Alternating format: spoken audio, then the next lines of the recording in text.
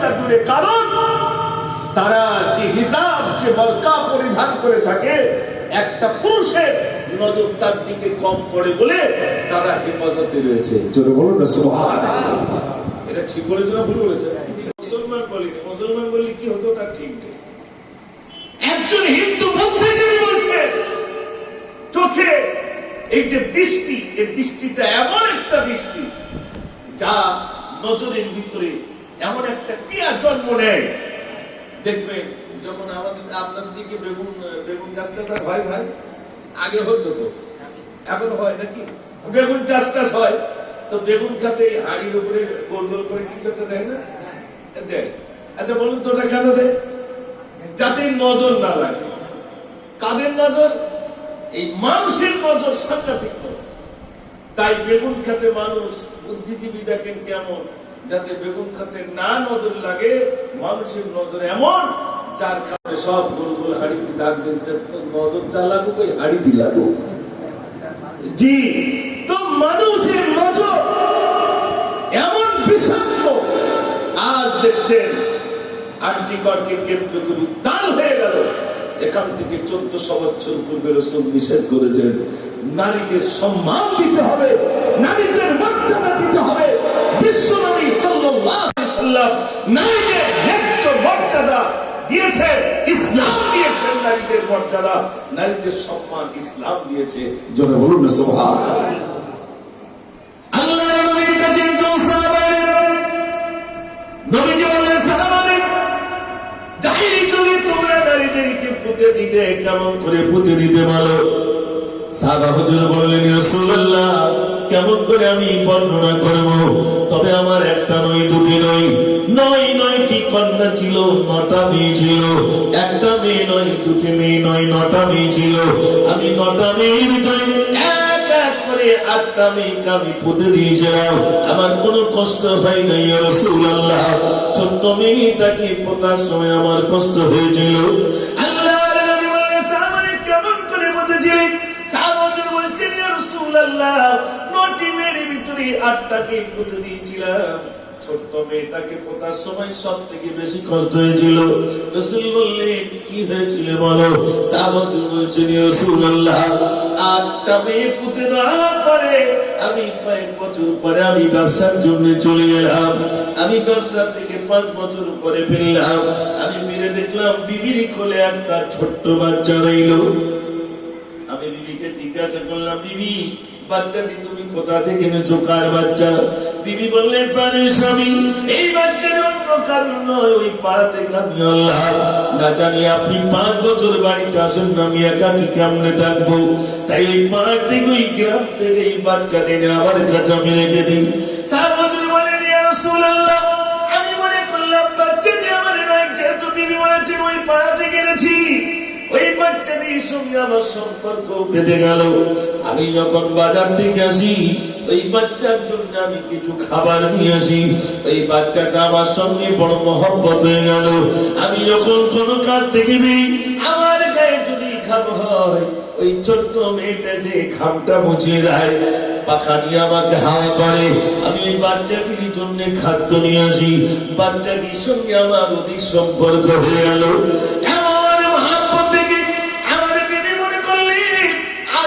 বাচ্চাটাকে মারবে না। বিবি বলে ফেললেন, প্রাণের স্বামী ওই বাচ্চাটি অন্য কারণ নয়, ওই বাচ্চাটি হলো আপনার কলিজার টুকরি মেয়ে। এতদিন বলিনি, এবার বলেছি, যেহেতু মহব্বত করে গেছে তো এবার বলেই দেখি না।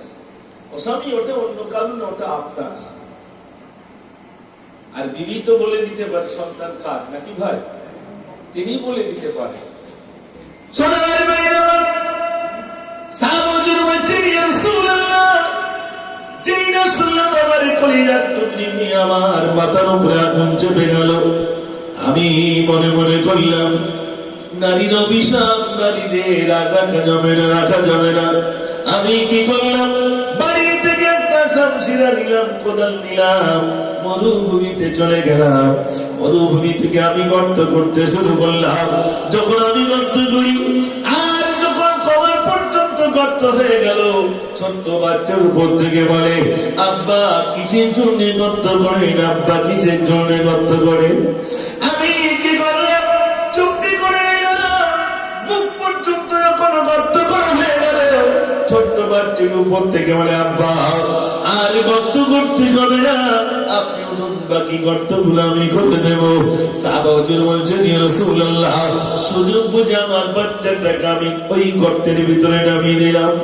উপর থেকে বাড়ি দিয়ে চাপা দিতে শুরু করলাম। বাড়ি যখন দিতে শুরু করলাম, তখন ছোট্ট মেয়েটি আমার দিকে তাকিয়ে বলেছিল, আব্বা আব্বা কিসের জন্য আমাকে বাড়ি দিয়ে চাপা দেন? ইয়া রাসূলুল্লাহ, বাচ্চাটি আমার দিকে বারে বারে তাকায়, আমি কোনো কথাই বললাম না। আমি মনে করলাম নারীর অভিশাপ। আমি নারীদেরকে এমন করে আমার ওই বাচ্চাটির গলা পর্যন্ত যখন বাড়ি দিয়ে চাপা দিলাম, ছোট্ট বাচ্চাটি তাকিয়ে বলেছিল, আব্বা আমার দম লেগে যায়, আব্বা কিসের জন্য আমাকে চাপা দিচ্ছেন আব্বা, আমার দম লেগে যায়। আমি কি করলাম? কোনো দিক না তাকিয়ে আমি শুধু মনে করেছিলাম নারীর অভিশাপ, নারীদের রাখা যাবে না। ইয়া রাসূলুল্লাহ, আমার একটা মেয়ে নয়, দুটি মেয়ে নয়, নয়টি মেয়েকে আমি পুঁতে দিয়েছিলাম। ইয়া রাসূলুল্লাহ, আমার কি ক্ষমা হবে? আল্লাহর নবী বলেছেন, আমারে ইসলাম কবুল করার পূর্বে যত অন্যায় করেছ, ইসলাম কবুল করার সাথে সাথে আল্লাহ তোমাকে ক্ষমা করে দিয়েছেন বটে, কিন্তু কোনদিন নারীদেরকে বেইজ্জতি করবে না। নারীদের সম্মান স্বয়ং মহান রব্বুল আলামিন নারীদের ইজ্জত দিয়েছেন, সম্মান দিয়েছেন। একটু জোরে বলুন না সুবহানাল্লাহ। নারী যে যুগে নারীর সম্মান ছিল না, সে যুগে ইসলাম নারীর সম্মান দিয়েছে। আজ আমরাও প্রতিবাদ করেছি। শুধু প্রতিবাদ আর্যিকর নিয়ে নয়, প্রতিবাদ করতে হবে। আজ প্রতিবাদ বিশেষ করে আপনারা সবাই জানেন, ওয়াকফ সম্পত্তি দখল করার জন্য একটা বিল পাস হচ্ছে। এটা আপনারা সোশ্যাল মিডিয়ায় দেখেছেন। এর জন্য আমাদেরকে আর কাল দিনটা রয়েছে আপিল করার।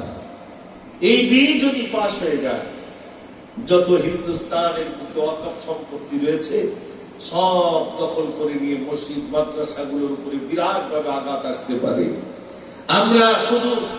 আমরা দোয়া করব আল্লাহর কাছে, আল্লাহ এই বিলটা যাতে পাস না হয়। আপনারা দেখেছেন আসামে ডিটেনশন ক্যাম্পে যারা সেখানকার নাগরিকত্ব পাওয়ার পরেও, যারা এনআরসিতে তাদের কাগজপত্র সব শো করার পরে, তারপরে তো তাদেরকে ডিটেনশন ক্যাম্পে নিয়ে গেছে। সন্তান, স্ত্রী কাঁদছে, আপনার অবাক হয়ে যাবে। মানে স্ত্রী রয়েছে, স্বামীকে ধরে নিয়ে গেছে, আবার স্বামী রয়েছে, স্ত্রীকে ধরে নিয়ে গেছে। মুসলমানের উপরে বিভিন্ন দিক দিয়ে বিরাট জুলুম আর অত্যাচারের বিরাট একটা আপনার ঝোড়ো হাওয়া বইছে। না জানি সেই ঝোড়ো হাওয়ায় কি হবে, আল্লাহ বেহতার ভালো জানেন। তাই সকলের কাছে অনুরোধ, আসুন ফিরে আসি, প্রতিবাদ যেমনি করতে হবে রাসূল কারীম সাল্লাল্লাহু আলাইহি সাল্লামের সুন্নাহগুলো নিজের জীবনে আঁকড়ে ধরবো। সাহাবায়ে কেরাম আজমাইনগণ জিহাদের ময়দানে চলে গেছে, যুদ্ধের ময়দানে চলে গেছে, তবু নামাজ তারা পরিত্যাগ করেন নাই। এটা জোরে বলুন না সুবহানাল্লাহ।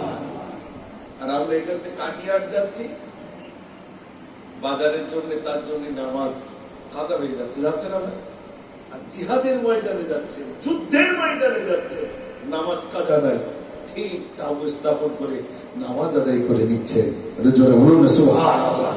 আমি সকল ভাইদের কাছে, বেশি রাত পর্যন্ত তো হবে না, সকল ভাইদের কাছে অনুরোধ, এই রবিউল আউয়াল মাসে, পবিত্র মাসে নিয়ত করুন, আমার জীবন থেকে আর নামাজ ছাড়বো না। নামাজ পড়বেন, আপনার চেহারায় একটা নুরানি জ্যোতি আসবে। নামাজ পড়বেন, কলিজায় প্রশান্তি ঘটবে, দেখবেন আপনার শরীরটা যেন উৎফুল্ল, মানে খুশি খুশি। যেহেতু আপনি পাঞ্চখানা নামাজি, আপনার অন্তরটা পরিষ্কার হবে, আপনার রাগ কমে যাবে, আপনার অন্তরের ভিতরে যে গোসা রাগ জমে ছিল, নামাজি হয়ে যাবে, তা আপনার সরলতা মন এসে যাবে। জোরে বলুন না সুবহানাল্লাহ। এই জন্য আমার ভাইদের কাছে, সকলের কাছে অনুরোধ, আসুন ফিরে আসি। যা আমরা করেছি, যা অন্যায় করেছি, আল্লাহর কাছে ক্ষমা চাই। আল্লাহ আমাদেরকে ক্ষমা করে দেবে। নবী করিম সাল্লাল্লাহু আলাইহি ওয়াসাল্লাম প্রচন্ড মেহনত করেছেন, তার পাথর পর্যন্ত খেতে হয়েছে, তায়েফের মুখে রক্তাক্ত হয়েছে, রক্ত ঝরিয়েছে।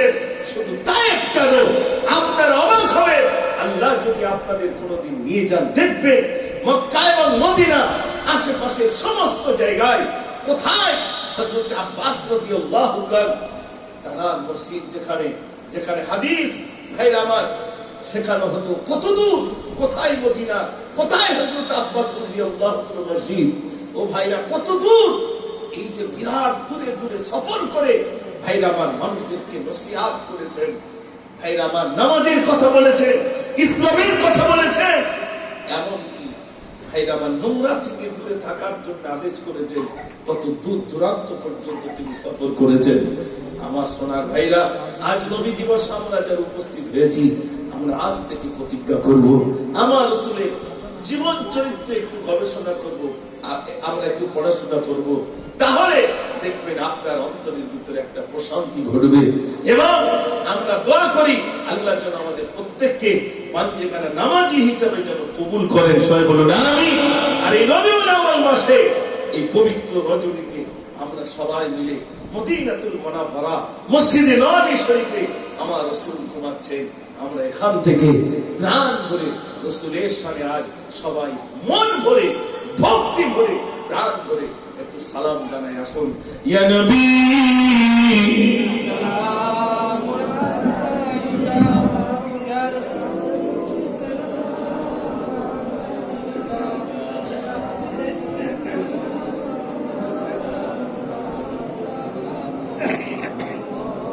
নবীজি আবা আব্দুল্লাহ, নবীজি আম্মা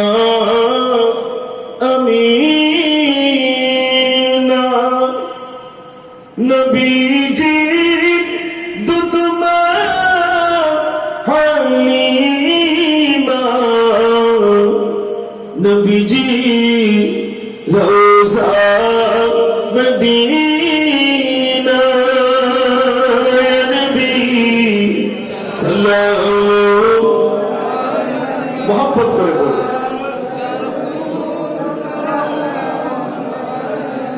ইয়া হাবিব সালামু আলাইকা সালাম, ইয়া নবী সালাম লাউ সাবা, ইয়া রাসূল সালাম লাউ বালা, ইয়া হাবিব সালাম লাউ উম্মা, মোরা যে বড়ই গুনাহগার, নবী সাল্লাল্লাহু ইয়া রাসূল ইয়া হাবিব সালাম সালাওয়াতুল্লাহ, তাইফের দুষ্ট চলে না, মোর নবীকে পাগল ভুলিয়া মরিল পাথর চুড়িয়া, উঠিল আরশ কাঁপিয়া, নবী সাল্লাল্লাহু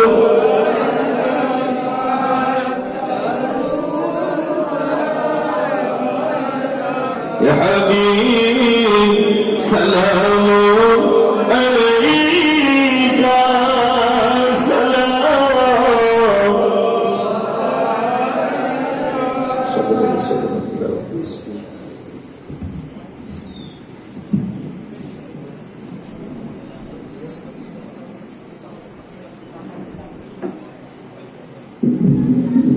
بلغ العلا بكماله كشف الدجى بجماله حسنت جميع خصاله صلوا عليه وآله اللهم صل على সবাই পড়ে مولانا محمد وعلى آل سيدنا সাল্লাল্লাহু আলাইহি ওয়াসাল্লাম। আলহামদুলিল্লাহ, খুব ভালো লাগছে। আজ আমাদের দিকে তো বৃষ্টি হচ্ছিল, এদিকে দেখছি কোনো বৃষ্টি নাই। আলহামদুলিল্লাহ, এটা আল্লাহর বিরাট রহম। তো পিয়ারা আমার কাছে, আমি এরকম মনে করি যে আমার মানে গ্রামটা যেরকম, আপনাদের এখানে মানুষের সঙ্গে সবার সঙ্গে এরকম একটা সম্পর্ক আল্লাহ বাড়িয়ে দিয়েছে। সেই সুবাদে আপনাদের ভালোবাসার স্বার্থে নবী দিবস উপলক্ষে আপনাদের কাছে একটু হাত পাতবো। আর বিশেষ করে আমি আপনাদের গ্রামে এসে যতবার চেয়েছি, কোনোবারই আমি কম পাইনি। আলহামদুলিল্লাহ, যতবার চেয়েছি আপনারা দিয়েছেন। যারা দিয়েছেন অনেকেই চলে গেছেন, তার ভিতরে আবার একজন প্রাণপ্রিয় চাচিমা, তিনিও বিদায় হয়েছেন। সবাই জলসার জন্য, নবী দিবসের জন্য কিছু না কিছু দিতেন। আজ বেঁচে আছি, দিতে পারবো, চলে গেলে আর পারবো না ভাই। তাই তাবারুকের জন্য শাহ ওলিউল্লাহ মুহাদ্দিস দেহলভী রাহমাতুল্লাহ আলাইহি, তিনি নবী দিবসের জন্য ছোট্ট ছোলা দেওয়াকে কেন্দ্র করে যদি রাসূলের দিদার নসিব হয়ে যায়, আমরা এই আশা রাখতে পারি না ভাই। আমরাও মানুষের জন্য একটু খানা পিনার ইন্তজাম করব। আল্লাহ যেন আমার প্যার নবীর দিদার আমাদের স্বপ্ন যুগে নসিবে কবুল করেন, সবাই বলুন আমিন। আল্লাহ যেন তার চার মুখখানা দেখার তৌফিক আমাদের নসিবে কবুল করেন, সবাই বলুন আমিন। কি আছেন একটু বলুন যে ইনশাআল্লাহ আমি কিছু অর্থ দেব, কি চাল দেব, কি ডাল দেব, কি আলো দেব, একটু বলুন। গত বছরে কে কি দিয়েছিলেন আমি জানি না, নবী দিবসের জন্য একটু হাত আপনাদের কাছে পাতলাম, বলুন। বিরাট তো কিছু নয়, কহারি হচ্ছে 10 হাড়ি মানে 10 বস্তা চাল নাকি, কত না 5 বস্তা মতো চাল। একটু বলেন, খিচুড়ি হয়েছে তো নাকি? খিচুড়ি হয়েছে, একটু বলুন যে আমি 1 বস্তা চাল দেব, কি আমি 5 কেজি ডাল দেব, কি আমি হাফ বস্তা আলু দেব? বলুন ভাই, আল্লাহ ভালো রাখবে। বলুন একবার তাকবীর জোরে দেন তো দেখি, নারে তাকবীর।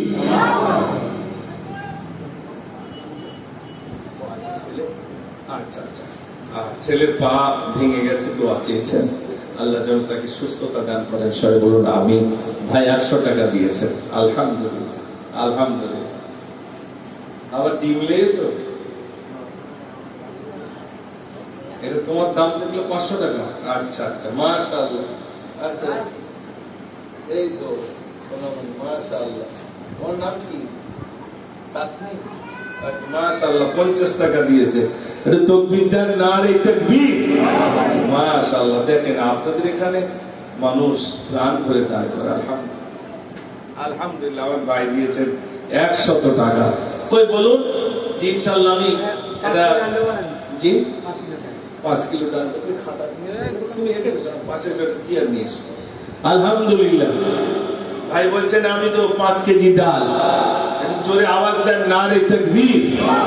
ওই যুবক ভাইরা সব কোথায় গেল? এখানকার যুবকদের আলহামদুলিল্লাহ বিরাট ভাবে যেই জলসার জন্য যুবক ভাইদের একটা বিরাট অংশ তারা প্রচন্ড ভাবে দান করেন। আলহামদুলিল্লাহ, দেন তাড়াতাড়ি দেন।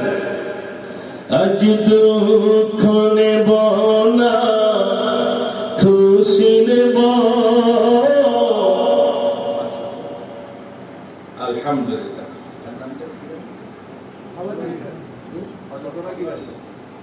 ভাই নগদ দিয়েছেন 500 টাকা। একটু তাকবীর জোরে দেন না, নারে তাকবীর, নারে তাকবীর। নবী দিবসে 500 টাকা নগদ। আজ দুঃখ নেব না, খুশি নেব, খোদা তুমি দাও না বলে, আজ এই দিনেতে রাসূলের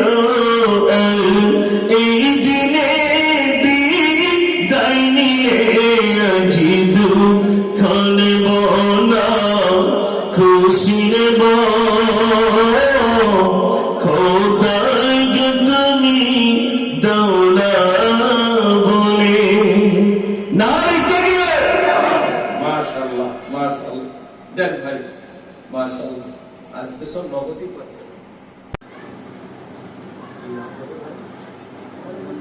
আব্বার নামে দিয়েছে, মাশাআল্লাহ। আমার ভাই ওরা আব্বার নামে দিচ্ছে নগদ 1000 টাকা। একটু জোরে আওয়াজ দেন না, নারে তাকবীর। আল্লাহ তুমি দান কি কবুল করো, মনের আশা পূর্ণ করো। ও রব্বুল আলামিন, কেউ তার আব্বার নামে, কেউ মাতার মায়ের নামে রব্বুল আলামিন যেমনি দান করেন আল্লাহ প্রত্যেকের দান আল্লাহ তুমি কবুল করে নাও। সবাই বলুন আমিন। আমায় বলেন এক বস্তা চাল দেন, কে আছে? আগামী নবী দিবসে এক বস্তা চাল দেবেন ইনশাআল্লাহ। আমি এক বস্তা চাল দেব, বলেন তাড়াতাড়ি বলেন। ইয়ারা এখান থেকে যদি না নিই তার কোথা থেকে নিতে পারবো? এখানে তো মহব্বত করে নিতে পারবো। একটু বলুন, এক বস্তা চাল দিচ্ছেন কে বলুন? আর সব যুবকরা কোথায় গেল? সব যুবকরা কোথায় গেল? বলেন ভাই, কে আছেন একটু বলুন। ও ভাই, এক বস্তা চাল হবে না, এক্ষুনি তো দিতে হচ্ছে না। কি না? শাহানুর মল্লিক, মাশাআল্লাহ, ছোট্ট বাচ্চা শাহানুর, সে দিচ্ছে 100 টাকা। 100 টাকা, আলহামদুলিল্লাহ। আল্লাহ তুমি কবুল করো।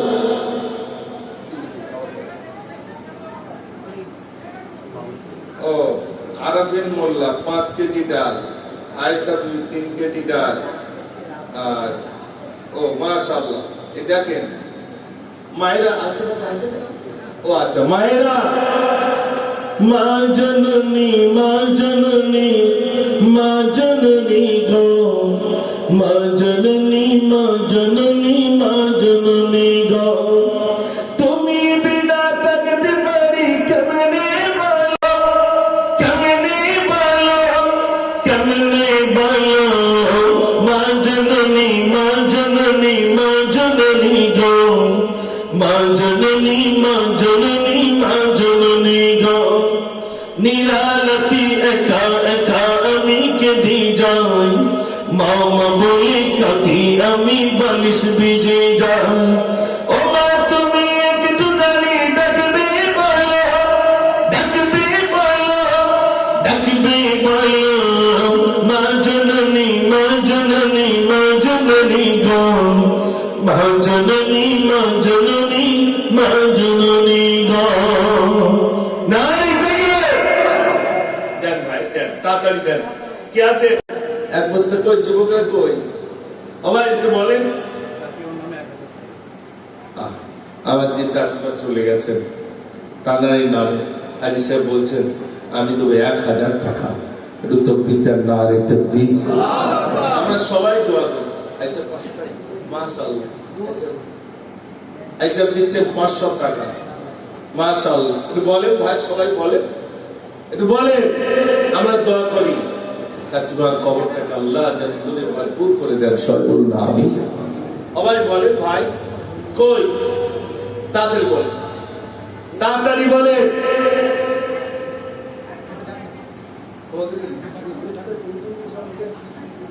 আপনি একটু ওঠেন, একটু যান, একটু আশেপাশে যান। চালটা আপনি না উঠি হবে, আপনি ওঠেন, উঠে একটু সামনের দিকে গেলি। ও আচ্ছা আচ্ছা, বলেন বাবু, বলেন। এই তো কার নাম?